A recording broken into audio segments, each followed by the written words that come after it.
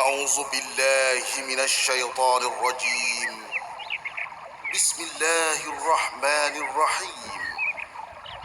وإذا سألك عبادي عني فإني قريب أجيب دعوة الداع إذا دعان فليستجيبوا لي وليؤمنوا بي لعلهم يرشدون.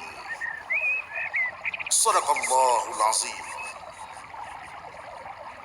Dan apabila hamba-hambaku bertanya kepadamu tentang aku, maka jawablah bahawasanya aku adalah dekat. Aku mengabulkan permohonan orang yang berdoa. Apabila ia berdoa kepadaku, maka hendaklah mereka itu memenuhi segala perintahku, dan hendaklah mereka beriman kepadaku agar mereka selalu berada dalam kebenaran. Surah Al-Baqarah ayat 186.